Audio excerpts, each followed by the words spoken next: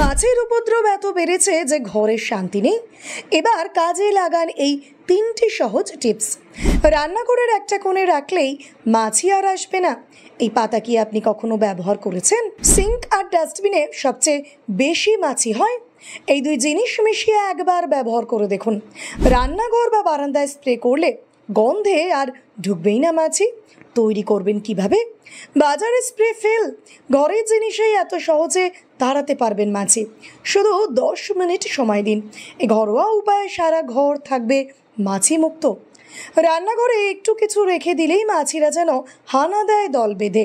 খোলা খাবার, ডাস্টবিন কিংবা বাসন পরিষ্কারের সিঙ্ক, সব জায়গাতেই তাদের আনাগোনা।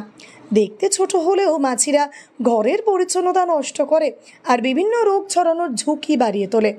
বাজার থেকে আনা কেমিক্যাল স্প্রে খুব একটা কাজে দেয় না, আবার সেগুলোর গন্ধে নিজেরাই বিরক্ত হয়ে পড়ি আমরা। তাই এবার ঘরে বসে ব্যবহার করুন তিনটি সহজ ঘরোয়া টিপস, যেগুলোর গন্ধেই মাছি আর কাছেই ঘেঁষবে না।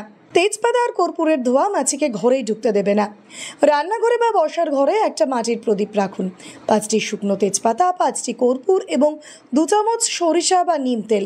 এরপর প্রদীপটি জ্বালিয়ে ঘরের দরজা জানলা বন্ধ করে দিন কিছুক্ষণ। ধোঁয়ার এই গন্ধ মাছিদের একদম সহ্য হয় না, তারা সেই গন্ধেই দূরে সরে যাবে। সপ্তাহে 2 থেকে 3 বার উপায়টি ব্যবহার করলে মাছির সংখ্যা একেবারেই কমে যাবে। সিঙ্কে জমে থাকা মাছির দলকে সরাতে বেকিং সোডা আর লেবু দারুণ কার্যকর। মাছিরা আর্দ্র জায়গা পছন্দ করে, তাই সিঙ্ক, ডাস্টবিন বা রান্নাঘরের কোণে সবচেয়ে বেশি দেখা যায় তাদের। বেকিং সোডা ছিটিয়ে তার উপর লেবু রস দিন, সঙ্গে সঙ্গে ফেনা তৈরি হবে আর সেই প্রক্রিয়াতেই দূর হবে মাছিরা। এটা শুধু মাছিকে তাড়ায় না, সে জায়গাগুলোর ব্যাকটেরিয়াও পরিষ্কার করে। রসুন আর মরিচ মিশিয়ে তৈরি করুন মাছি তাড়ানোর ঘরোয়া স্প্রে। একটি কালো মরিচ আর 3টি রসুন একসঙ্গে বেটে নিন।